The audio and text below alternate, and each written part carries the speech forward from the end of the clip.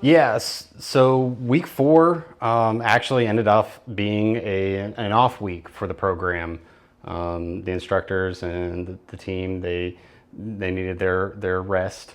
That's it's one of those things that happens. Everybody has a break off so they can do some of the other things that are going on in their life. So Open Surf was technically canceled as far as the instruction aspect of it. However, Aaron and the Surf Ops team still brought the boards down with the van and the trailer, and they kind of said, "Hey, instructions shut down, but we're still going to have boards available. You're kind of on your own as long as you're good enough to, if you feel strong enough to paddle and, practice catching waves, practice some of the techniques that we had already worked on."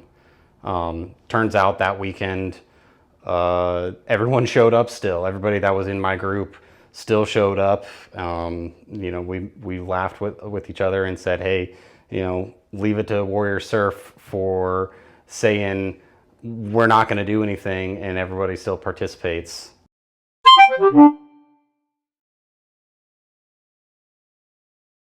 But it was a lot of fun that day actually. Waves were a pretty decent size for early on in the year, and it was raining, so there wasn't a whole lot of people on the beach, which was really nice because we didn't have to fight off those people. But surfing in the rain is a ton of fun. I decided to be adventurous and got back on one of the hard boards. It was Aaron's 7/8 Stinger thruster, which was a ton of fun. I had a blast on that day. I felt like a kid again, getting back on the boards that I'm used to, and didn't have any problems at all. Caught some really good waves. Some of the people that were out there with us, I think it was Rich and Shuey, they were like, "Where did that come from? I thought you just started surfing again."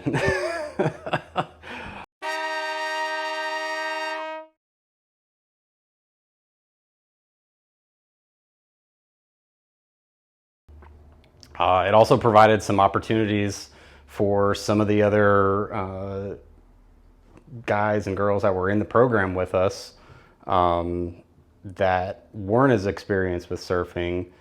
We got connected a little bit more. I think it was Ben was somebody that I connected with a lot, and because he didn't have a dedicated instructor with him, I went through and I was helping him through, giving him some pointers, so on the waves, and we just sat there and talked a lot, and that kind of fired off some other electrons in my head, that said, "Hey, I'm actually fairly decent in instructing.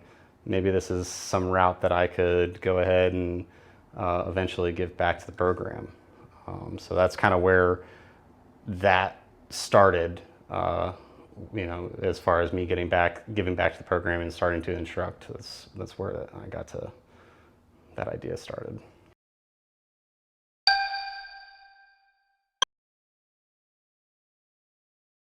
So with week four being an off week, I still got to be able to surf, but it gave me a little bit more of a chance to catch up on some of the things that I wasn't going through and putting all my dedicated attention to. I spent a little bit more time going back and reading some of the wellness packets, and trying to digest them a little bit more.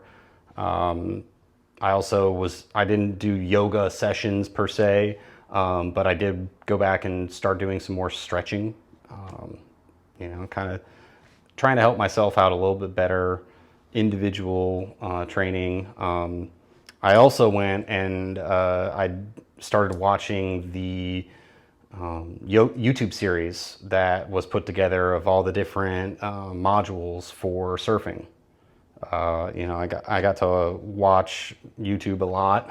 That was a good week for me to catch up on some of the other stuff that I had going on in my life, and I just sat there and watched YouTube for a few hours, with the surf sessions and then some of the other videos that were made.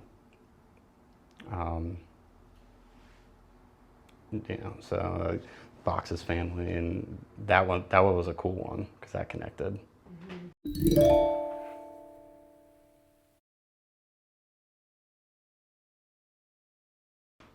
I think watching surf videos to improve is a really important thing. Everybody instructs a little bit differently. Everybody surfs a little bit differently. It's good to see other points of view on something that you want to pursue. We're in a world of technology where everybody does instructional videos, and a lot of people learn that way from seeing other perspectives. So it doesn't translate to everybody, but what's what's really going to hurt you from spending 5 minutes and watching somebody else you know go there and teach you how to do something, or it gives you the availability to understand board construction a little bit differently. There's thousands of videos just on the different types of fins, and how they mount in the board and what they're really good at. So being able to go through and look at those a little bit more, it's not as burdensome on others. You can always ask the questions to the team, but if you feel like you really are interested on that topic, you can dive down into the weeds. I know a lot of people love diving down into the weeds on certain things, and YouTube and those other video platforms provide that availability to you.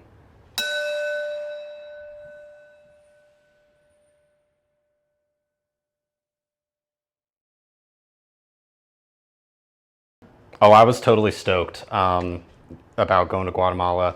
I travel a lot for work, and growing up, I also did a lot of destination vacations for scuba diving. So I got to see a lot of the Central America and the Caribbean already, and my friends would go, and that I grew up with, and they're going down to the Costa Rica and doing surf sessions like that. And so I was like, okay, there's a potential opportunity for me to go to Guatemala.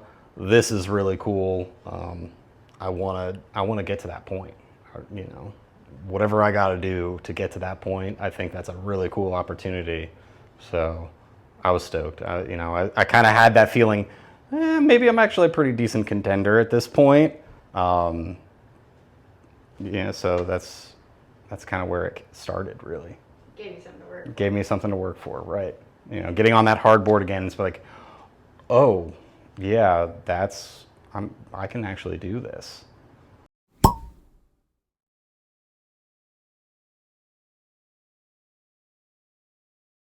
Yeah, I definitely, I have a hard time making friends and maintaining friendships and connections.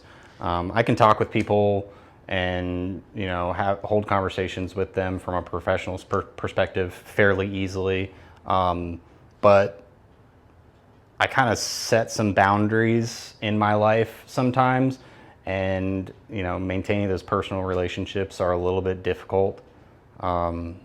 So with Warrior Surf, though, a lot of that stuff kind of got washed away. I didn't have as many boundaries as I thought that I put up with, because I think a lot of people are kind of in the same boat. And you get to talking with people, and once you kind of take that leap, just talk to them for a few minutes. You find out that they're really cool people, and they probably are going through very similar stuff to you. And if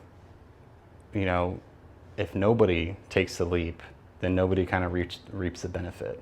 A lot of our program, the alumni or the instructors, they already have that understanding that that's kind of required. So they kind of pull people's teeth. Hey, what are you doing? How do you, what were you in the Navy or the military? Kind of pull that information out of people. And then there's other people. I know Ben Fades. Man, you could talk to him all day, and he is just a treat to talk to. So He's one of those good people that has stuck around now, and I always enjoy, and I'm never going to forget going through the program with him, and his takes on the whole thing. Oh, the bins. The bends. The bins are the best. Yep. Ben squared. Yes.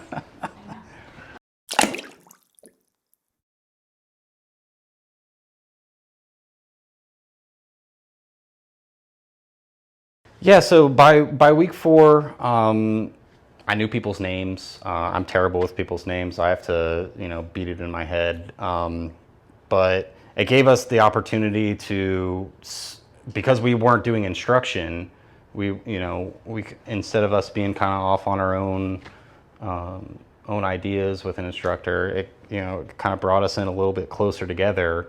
So making that friendship, making that connection with some of the other people that were in the program. I know afterwards, after we went and got food, we got lunch together. So, it all kind of came together a little bit there. We spent like an hour or 2 at the restaurant, and we just sat there and talked. So having those opportunities outside of the actual program, it kind of, the program facilitated making more connections to other people that are in the community that you may or may not have already had the availability to do.